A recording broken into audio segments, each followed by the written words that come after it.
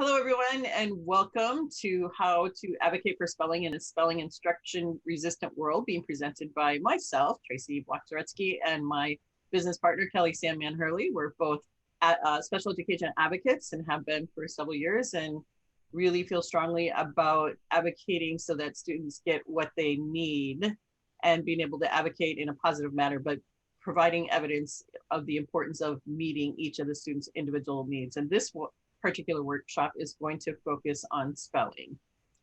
So I'm going to turn it over to Kelli to get started. Okay, thank you very much. So I'm going to go ahead and get started talking about why spelling is important and how to advocate for it in an IEP situation or even in just a regular school situation. And oops, I went one too far. All right. So one thing that we hear a lot is that spelling isn't important. So as advocates, we will go to IEP meetings and have to have long conversations about spelling. And I'll just share one story that happened to me. Is one time I was sitting in an IEP meeting.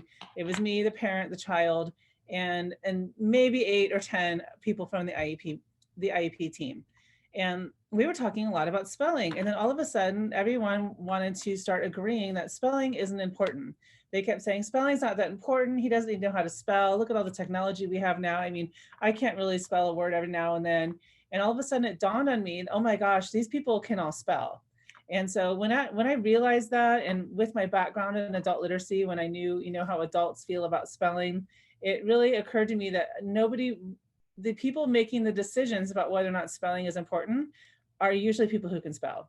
So we believe that spelling is important. And it's not just because we believe it, it's because we've done our research and we've asked and we have experience. So I'm going to go ahead and ask, if anyone believes that spelling isn't important, have you ever asked a person with dyslexia how spelling affects them? Have you ever said, do you want to know how to spell? Has spelling ever caused you embarrassment? Has it ever held you back in any way? And if you have, then I bet you do know that spelling is important. So I'm just going to share some information that I have. I have asked adults. Tracy and I both worked in adult literacy for many, many years before we started the Dyslexia Training Institute.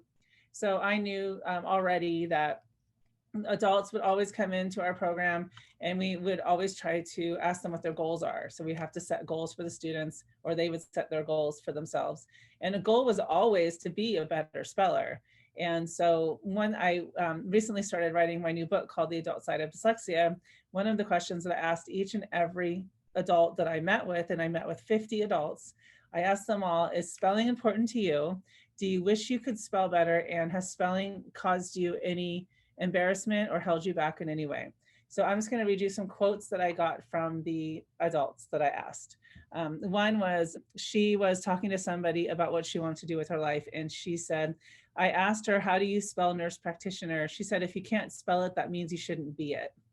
And so I should tell you that while she was telling me this, she was tearing up because that was the end of it. She no longer wanted to be a nurse practitioner just because of the words that were used about her spelling.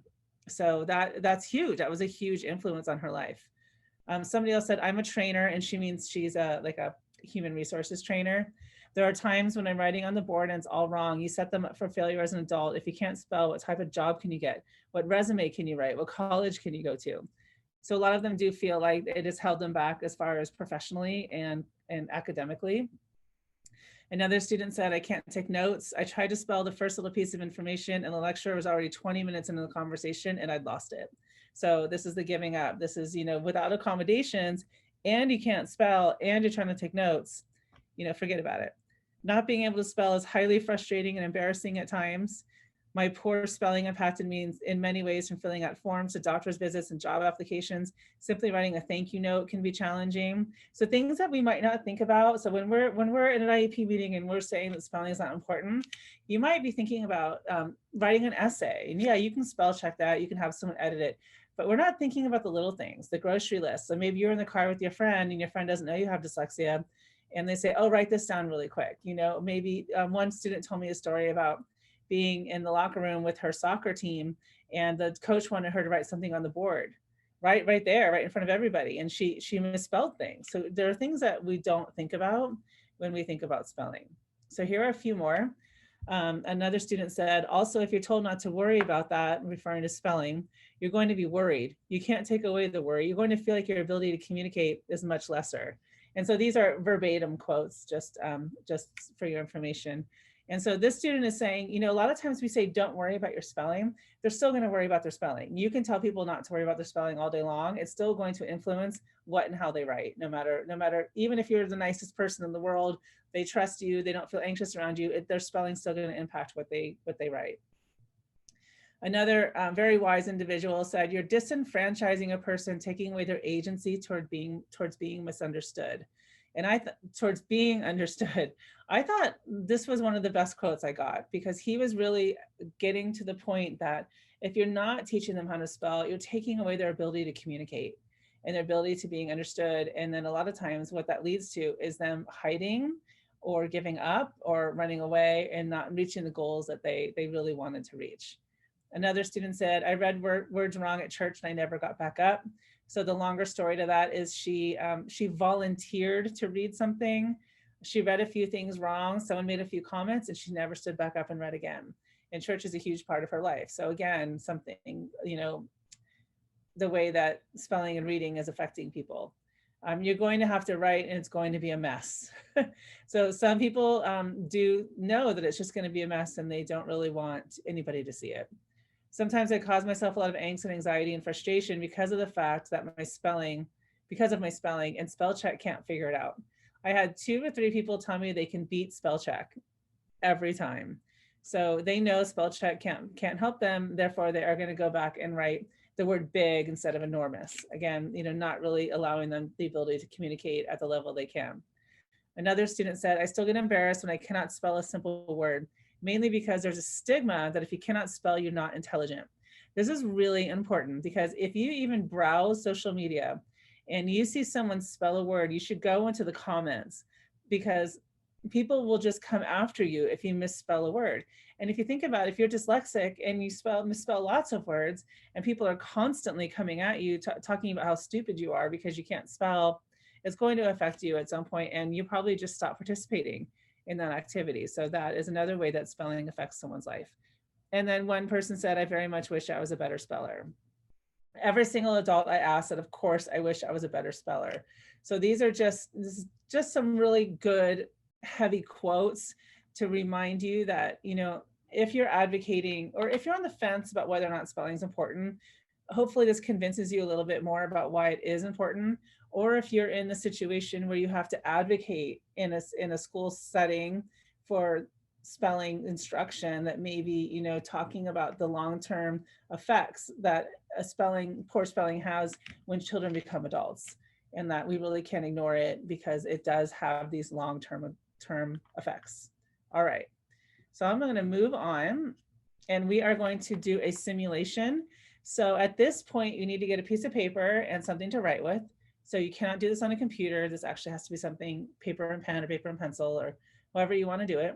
And then once you can pause, you need to go get that. And then once you're done, unpause and come back and here are the directions. I want you to write the directions to making a peanut butter and jelly sandwich. So you have to pretend like you are leaving directions for someone who has no idea how to make a peanut butter and jelly sandwich. However, while you're writing, you need to sound out each and every word and spell it exactly like it sounds. So for example, if the word is of, it might be spelled UV.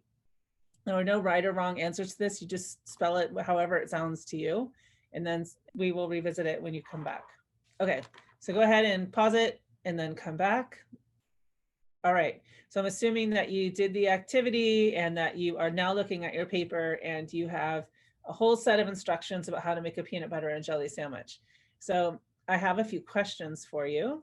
How did that work out for you? So how are your spelling? How are your words spelled?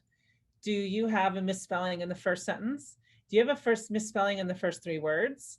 Do you have a misspelling in the first 2 words, the first word? So if you did, think about that. We tell people to sound it out when we're teaching spelling. We know someone comes across the word they don't know, we say, oh, well, we don't, but a lot of people say, sound it out. And then, you know, you just did it yourself. And I guarantee you made a mistake in the first 4 words, or not even a mistake, but you misspelled it in the first 4 words. So that's really, you know, a testament to how hard A, spelling is, and B, that we really have to understand how to teach it so that people understand it, because obviously sounding it out doesn't work for spelling. When you look at your writing sample, have you seen writing like this before? Is it your own student? Is it your own child? Perhaps it's you. So think about, you know, when you see a writing sample like that, you know what's going on. You know why they're doing it. And then I want you to think about how difficult it was to write that way, because I bet when I first gave you the instructions, you thought it was going to be pretty easy. But then really, you know, think about how hard was it to actually get those words on the paper when you know how to spell it, but you have to spell it a different way because you have to spell it how it sounds. Would spell check be able to catch your misspellings? And obviously not. So if you look at your paper, maybe even try a few, maybe even plug a few in a spell check and see if a spell check would catch your misspellings. So as always, you know, with all the workshops, you can put your questions and comments about anything in this workshop in the discussion area, or you can, you know, also I would love to hear how you felt about the simulation and any aha moments you might have had. All right. So as an advocate, and I'm sure Tracy can say the same thing, we have heard so many times when we'll get to the goals section or we'll talk about needs. What are the students' needs? What goals should they have? We hear a lot, we don't teach spelling, but you do. And the Common Core standards say that we do. All schools teach spelling. So in the next, you know, 5 to 8 slides, I believe, we have a list of the Common Core standards, because as advocates, as parents, as teachers, if you really want your student to get spelling instruction, you're going to have to bring evidence that A, it's important, that A, it's needed, and that B, the schools are responsible for teaching spelling. So here you do have your Common Core. I'm obviously not going to read all of these to you, but what I did do was include grades 1 through 12 so that you can see all the way through grade 12, the word spelling is in there. So it's the same standard: demonstrate command and convention of standard English capitalization, punctuation, and spelling when writing, all the way through 12th grade. So we are responsible. The schools are responsible for teaching spelling all the way through 12th grade. No matter what anyone says, it's right there. Also, you have more Common Core standards here that we listed for you, and you can go through and look these up on your own, but these are something that you can print out and put in your binder or go research on your own. It's just something that you have in your toolbox when you are advocating for a student who might need spelling, or if you're trying to understand yourself how you can improve your spelling instruction. And that goes all the way through 6th grade, 7th grade, 8th grade, 9th and 10th grade. So even here, look at this, 10th grade. This is actually, I think, 9th grade. Spell correctly. It's still there in the 9th and 10th grade standards. We still are obligated to teach our students how to spell. Just because we don't know how to do it, or the school doesn't know how to do it, I know how to do it. But just because the school or the education system or the curriculum that we buy or the teacher education programs don't do a good job teaching teachers how to do it, it's still our responsibility, because it still does cause people emotional harm by not knowing how to spell. And then here are some more standards for you. So you have those there.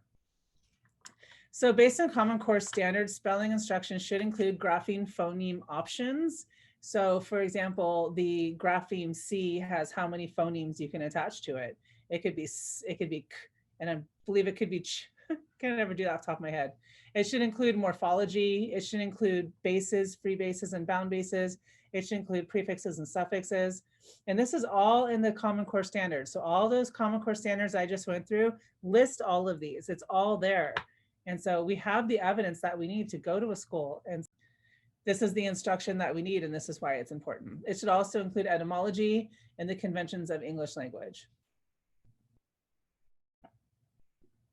All right, so let's go to what IDEA says. So when you're advocating for a student who has dyslexia, perhaps the student already has an IEP, you do need to go back and to anybody who's pushing back on the spelling piece, perhaps the student is okay with reading, but they're still having trouble with spelling, and you want to get an IEP for the spelling. You can do that. That's legitimate, because under IDEA, specific learning disability actually includes the word spell.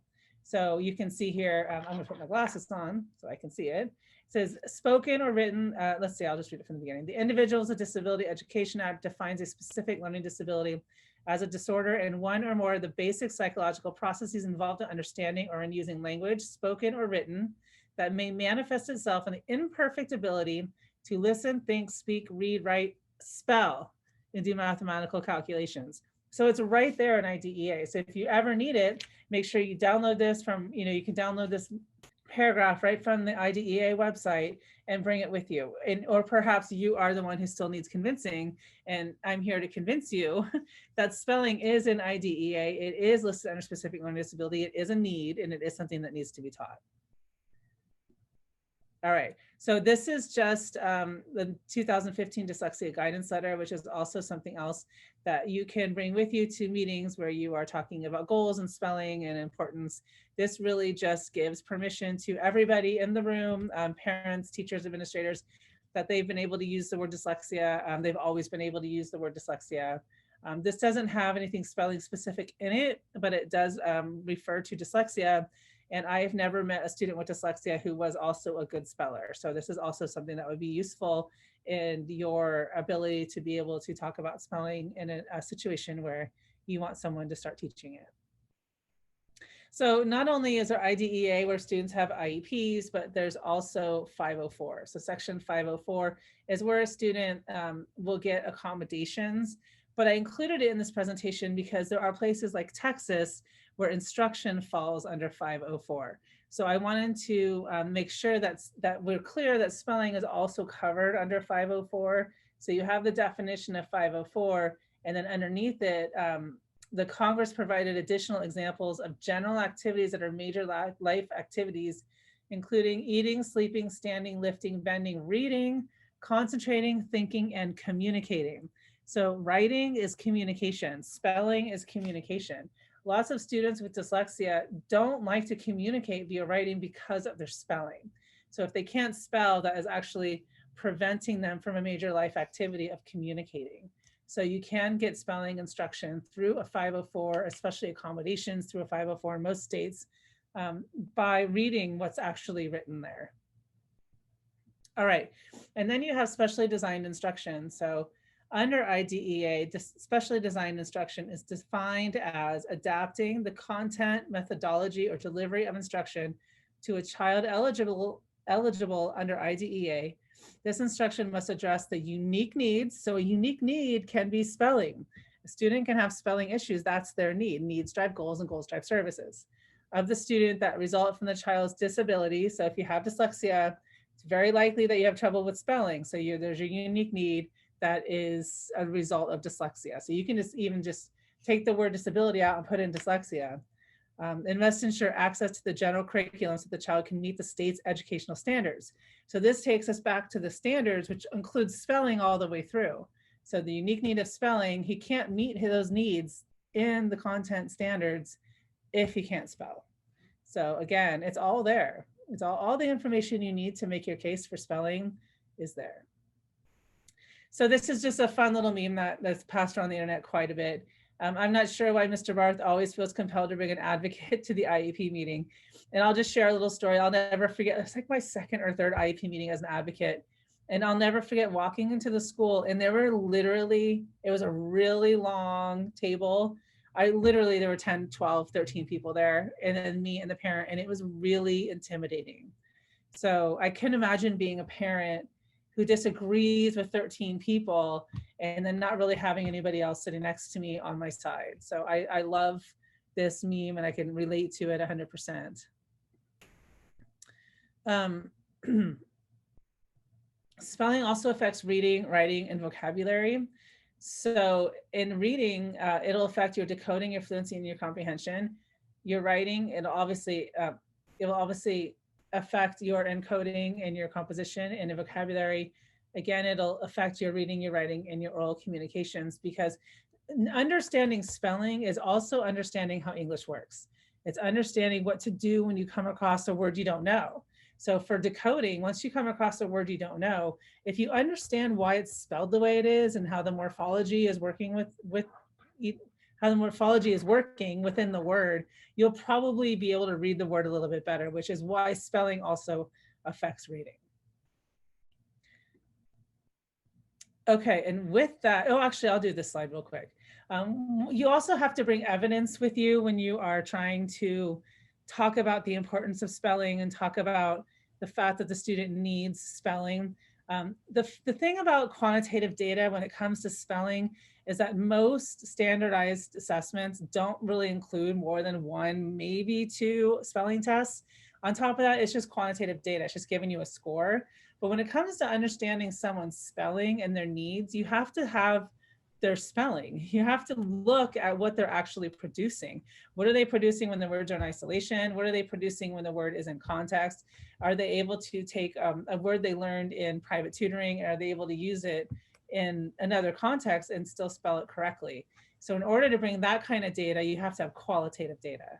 You have to have your writing samples. You have to have behaviors during reading and spelling. You have to be watching what are they doing while they're spelling.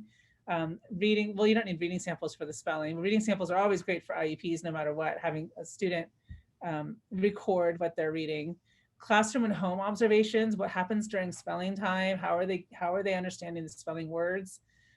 If they have any kind of outside tutoring support, make sure that that person is with you, or the tutor writes a report. And then of course the student's own voice. There's nothing more powerful than the student's own voice. Ask them what they think about spelling. Ask them what they think about how spelling is affecting their life. And that's the qualitative data you really need to advocate for spelling. It's far more important than quantitative data when it comes to spelling. So with that, I am going to hand it over to Tracy. Thank you, Kelly. Sure. Hang on. Okay, go ahead. Oh, there we go. So we're going to actually take a couple moments to look at some writing samples, because they will give us the information we need to help understand what the student does understand or doesn't understand about the English language. And when we look at their writing, it tells us where the areas of need that they have.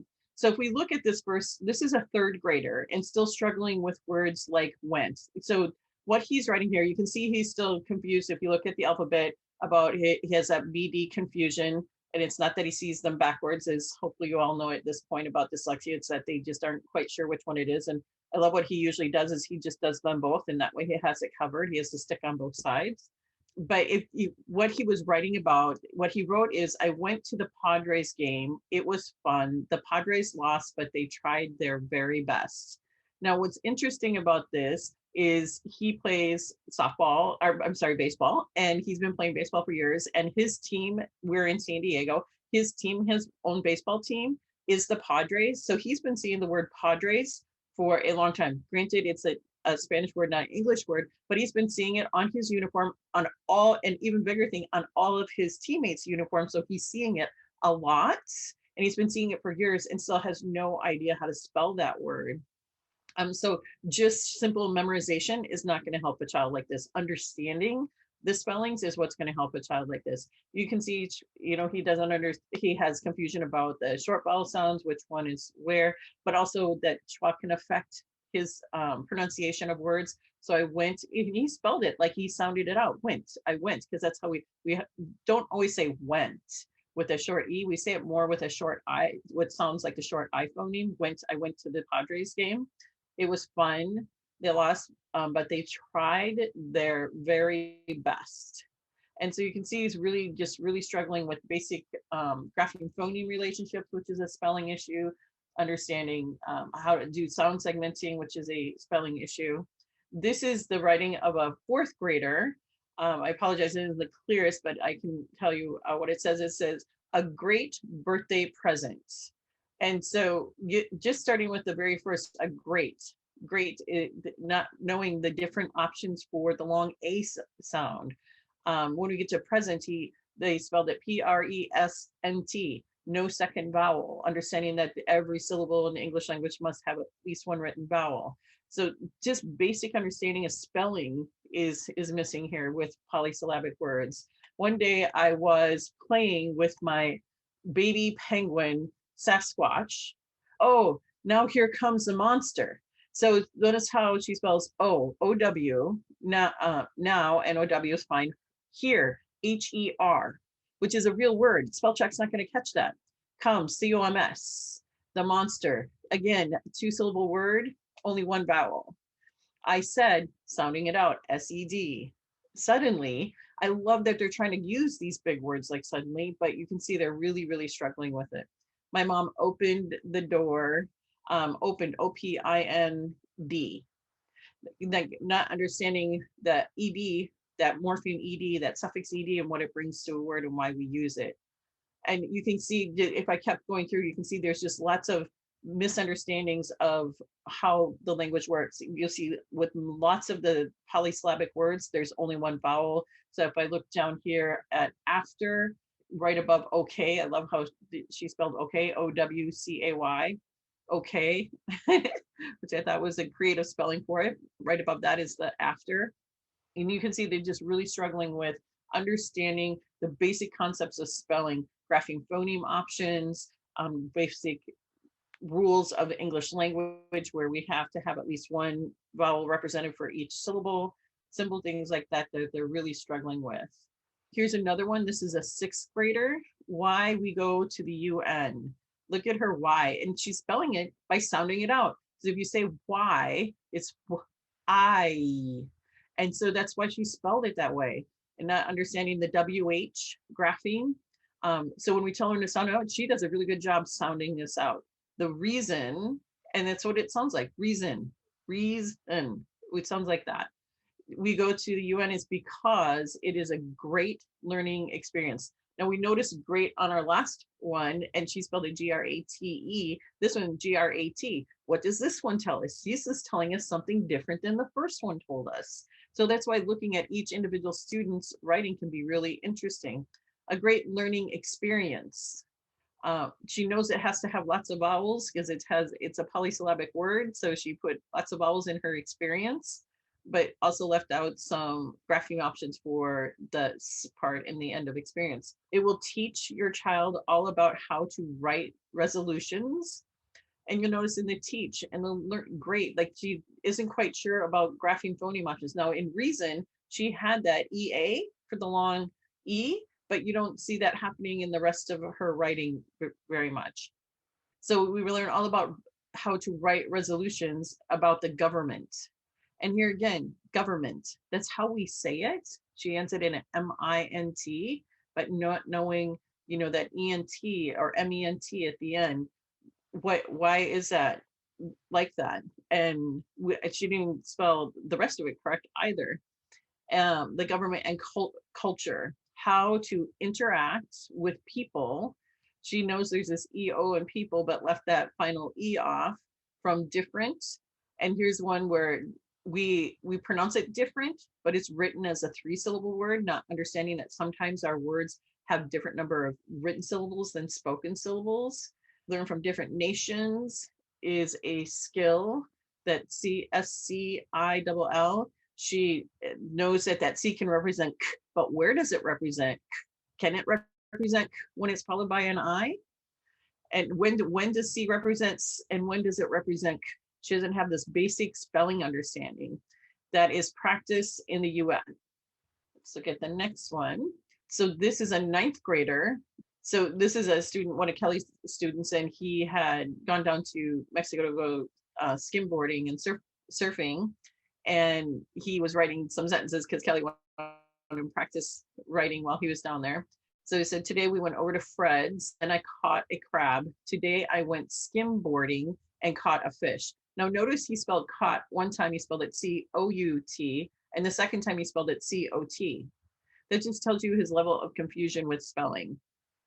I had too many Cokes today. And you see he also has that BD confusion still going on. I made a surfboard blanket. There was a big shore break. There was a massive stingray. It's massive. Now some of these words, when he worked with Kelly, he could go back and fix because he was just writing these sentences out. He does know some of the rules that go with this. And when he goes back to fix it, he can catch them. So like with massive, if you look back at that, he was like, oh, that has a V. I need an E at the end of it because in English, we don't have any words end in an E. Now, would he know he has to double his S? It would be, well, we'd have to talk about what does massive mean. I surfed a small wave. He would look at surfed and go, oh, shoot, I forgot that has to have at least one vowel. And so they could talk about that. And then we talk about, well, what does surfed mean? Oh, it's a past tense of surf. So what would we add to the end of surf to get that meaning of ed? Because ed can represent that, like in surfed, right? It can also represent d or id, like rented or jumped. Or jumped would be that. It can also represent, I'm not going to pull a word off the top of my head, but even knowing that that ed can have different phoneme options, that pronunciations at the end, is something that they need to be explicitly taught. We ate crab for dinner, and I grabbed a stingray. He really didn't grab a stingray, but notice he got his B and his D in there. But again, that, you know, he needed to add an ed. And what is that spelling convention when we have one vowel followed by consonant, add that vowel suffix ed? What do we need to do is double that B. So those are just simple spelling conventions that need to be explicitly taught. But this writing shows, even by 9th grade, he's still struggling a lot with the basics of spelling. Now he needs to go fill out a job application. Is he going to be able to do that? He needs to fill out college applications. Is he going to be able to do that independently without accommodations? So accommodations are really important for a kid like this, but spell check is not going to catch a lot of his misspelling. So just saying that there's spell check isn't really an answer to that. So this is actually that student. And when he was asked, what does he think about spelling, if he wanted to learn how to spell, he said, not really, but I know it'd be really helpful. Like, he knows it's really helpful to learn how to spell, and that will greatly impact him. And he took a little break because he got his license, became a teenager, got his license, and that was a little more exciting than coming to tutoring for a while. But he's recently called Kelly and said, I need to come back because I need to work on my spelling. So he's seeing that the important impacts of understanding how spelling is something that he definitely needs to improve to help him achieve his life goals.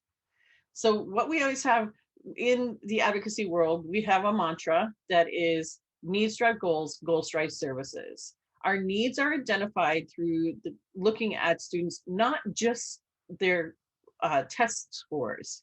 And that's what happens a lot, is just looking at their test scores. But when you're advocating and when you're looking at students' needs, you can't look just at test scores. You also have to look at students' work samples, teacher input, parent input, and student input. That's all together in the decisions about what the student really needs, not just the test scores.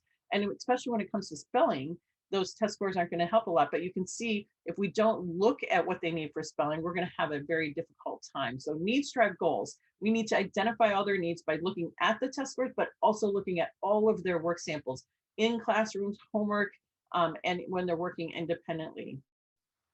And what we often find when we're looking at IEPs, when we go into advocate and we look at goals, is we look for if that student is struggling with spelling and it's affecting their writing composition and it's affecting their reading because they don't understand how words are structured, and that can greatly impact reading. We'll look for spelling goals. And this is what we usually find: nothing. It's not there. There's not a spelling goal there. There may be reading goals and writing goals, but there's rarely a spelling goal.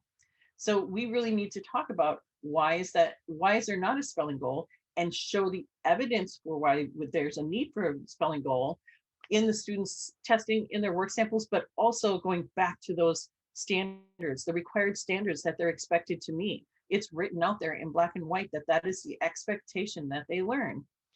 So here's an example of a goal that was supposed to be directed towards a spelling goal.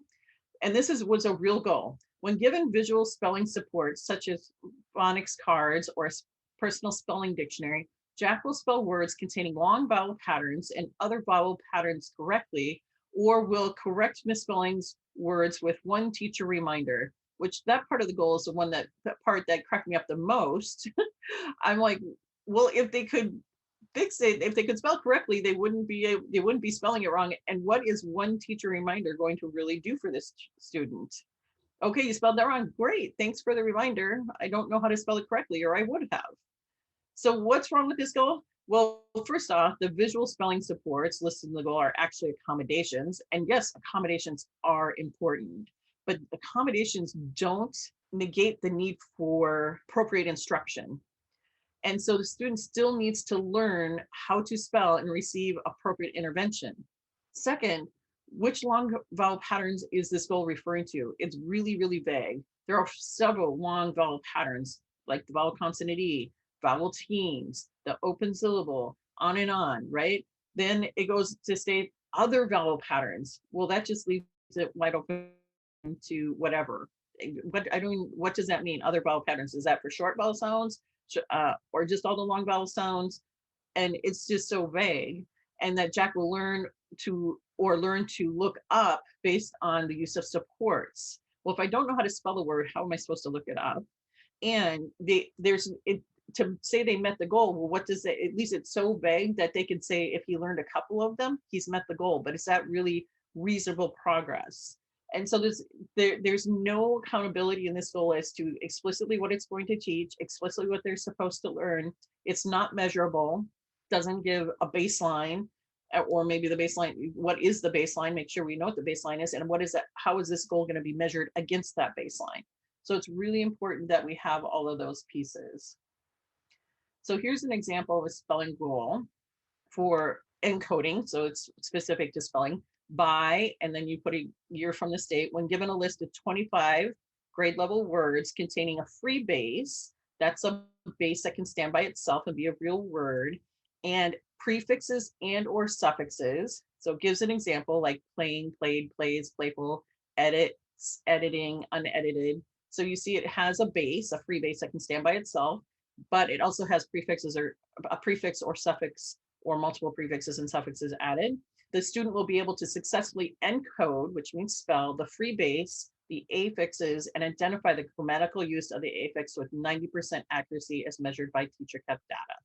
So what does that ing bring to the word? What does that ed bring to the word? What does that un bring to the word? So knowing what all of those things mean is really important, along with being able to do it accurately. Here's basically a similar goal, but with bound bases, because bound bases are much harder for students than free bases. So it's okay to put them as separate goals.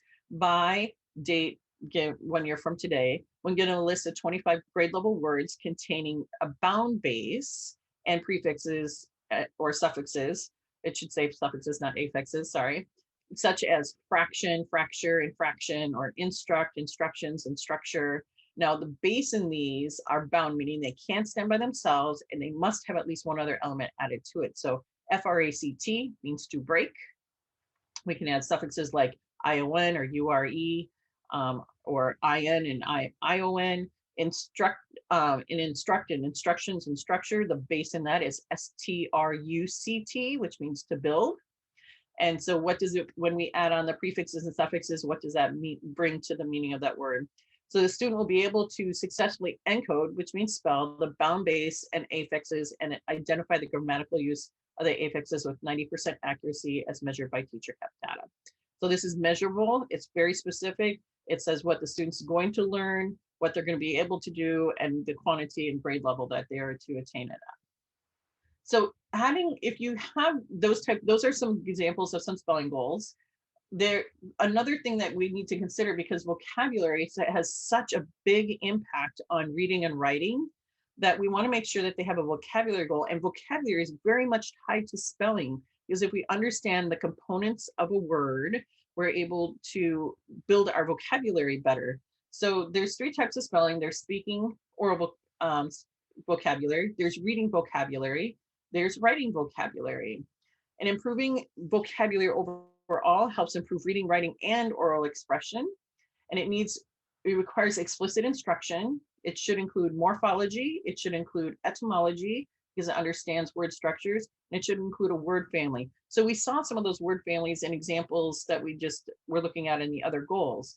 And so if they're really pushing back on doing a spelling goal, which hopefully by now we have enough evidence to support, and I would still push for those spelling goals, but I also always push for a vocabulary goal, because I think that the two together improve overall language. So what falls under what would be considered a vocabulary goal is also going to help them understand spellings of words. And the more they understand spelling of words, the better they are able to read, write, and expand their oral vocabulary. So by 1 year from today, when given a list of 25 grade level words containing a free base and a prefix and or suffix, and you'll see it's very similar. The student will be able to successfully identify the free base, the affixes, the grammatical use of the affixes, and use each word in at least 2 sentences with 90% accuracy as measured by teacher kept data. So if they're able to do this, they're able to look at their word and analyze the word parts, which is part of one of the some of the state standards. They'll say be able to analyze the words to determine how one word is different from the next based on adding prefixes or suffixes. And those are right in the state standards. So you can use those as evidence that you would need a goal such as this. And then the same thing, except with bound bases. Free bases are much easier for kids. It's easier to teach them with free bases. Teaching them through free bases can help with teaching them bound bases. They can understand bound bases. They're intellectually capable, and they should. And there's lots of bound bases in every grade level. So it's important we start this very, very young. So while they're getting appropriate remediation in spelling to help them with their reading, their writing, and their oral vocabulary, they may need appropriate accommodations. And accommodations are really important to even the playing field. A lot of times people in the school system, we've heard administrators, teachers, support staff say that, well, we can't let them have that because not all the kids get to use it. That isn't what accommodations do. Accommodations aren't creating equality, it's creating equity, making it fair. Equality means everybody gets the same thing. And that's because equality, everybody should get the same thing, right? But in fairness, those who need something to make it equal, fair, is what they need. It's evening the playing field. So accommodations should not replace remediation. And in the spelling world, that happens a lot in schools, is they just say, well, they can just use spell check, or they can use a word bank, or they can use this. They put in lots of accommodations, but they don't show appropriate remediation. And so accommodations should not replace remediation, just like remediation shouldn't replace accommodations if they still need accommodations. So people with dyslexia have dyslexia their whole life. So they may need those accommodations all through school, even when they've had appropriate remediation. They just don't need them as much. And part of the reason they may need them is because the volume of reading and writing required increases with grade level, and the time to get it done decreases. So having to do bigger volumes in shorter time frame may fatigue them. And the more fatigue they get, the more errors they tend to have. So they may be able to do certain things with when they're working on small pieces, but as they have to do larger volumes, even stuff that they know may become errors that they are producing because they're just getting too fatigued. So that's why accommodations can be really, really important. And we should always list all appropriate accommodations in their IEP or 504, even if the accommodation is being supplied by the school already for all students. And that's because if the student were to change schools, they still would need that accommodation, and that school may not provide that particular accommodation for all the students. And they also need it documented for when they are going on to do like the ACT, SAT tests, or any other kind of things outside of school and on into college, they can have this documented history. Another thing that we want to talk about really quick is making sure that you don't get confused between accommodations and modifications in the advocacy world and in writing IEPs and 504s, because this can be a challenge, is that if they modify it saying, okay, well, then they're not going to have to do any spelling at all and we'll never hold them accountable. And so that we're not going to provide instruction because we're not going to hold them accountable. Well, that may take them out of the high school diploma path, which is a problem, but it also because modifications alter what is expected to be learned. It alters what is expected to be learned. And so it may take them out of the diploma. Accommodations help them show what they are able to learn and to produce. And so we want accommodations so that they don't let the word modifications get into the discussion as far as like, well, we're not going to hold them accountable for spelling ever. So that, we don't need to provide appropriate remediation either. And that's not going to work. That's an actual modification. Assistive technology, any student that has an IEP or 504 should have an assistive technology assessment. The parent or the teacher or school staff can request the assistive technology assessment. It follows the same steps or the timelines. It's like an assessment tool that anytime you request assessment, it has to follow those same timelines. It's conducted by somebody that can identify appropriate accommodations for students. And that's what its purpose is to identify all the appropriate accommodations. And it includes training for the student and the parent and the teacher on how to use it and when to use it. Because students who don't use their accommodations, it's usually because they don't know how to, and they don't have the support in using them because their teachers and parents don't know how to use them either. And sometimes when the AT training happens, what happens is it's an introduction. They say, here's all your accommodations. And they meet them one time and say, we've trained them how to use them. That's an introduction, and the student still doesn't know how to use them. So you have to really push to make sure that training happens. All accommodations are expected to be provided free of charge. That's part of IDEA law, which we'll look at in just a moment. And they should be documented on their IEP or 504. So this is just something, information to give you. This is actual IDEA law about AT assessments, assistive technology assessments, and it includes the evaluation, the supplying the actual devices. If it's an actual device, it's not all accommodations are computer-based, but in today's world, we have a lot of them that are. Make sure that it's selected and it's fitted and customized to the individual student, that if it's part of therapies, it's that they should have the training for using it within those therapies or using it in the classroom or using it at home. And it's the technical assistance for the student and the child and the family and the professionals. So it's all already laid out there in IDEA law that this is what the requirement is for assistive technology assessments. We didn't include specific accommodations in this workshop because we have a fabulous workshop in the conference given by Shelley Haven, Beyond Spell Check, using technology to bypass spelling problems and improve writing. And so we encourage you to go watch that particular workshop for some great ideas for accommodations. And for some great resources, we have Kelly's 2 books. Dyslexia Advocate. This book, many parents and educators have said it's been extremely helpful for them. It was written for people to understand how to help students through the special education process in writing IEPs and 504s and what's appropriate. And it was geared towards parents, but educators find it it was geared towards advocates and parents, but it's very helpful for people in the school system as well. And lots of people in the school system use it. And then her second book, Dyslexia and Spelling, Making Sense of It All, is geared obviously on teaching spelling to students with dyslexia. It's fantastic. There's actual activities in it. It talks about why it's important, but also actual activities in it. And she referenced her book, I think at the beginning, that she's writing her 3rd book. And it's really about the adult side of dyslexia and a big part of it that she's learned from those adults is how much the spelling has affected their lifelong journey. So thank you very much for joining us. Any last words, Kelly, before we sign off? No, just thank you very much. And feel free to post your questions. We look forward to further discussions with you on the discussion board.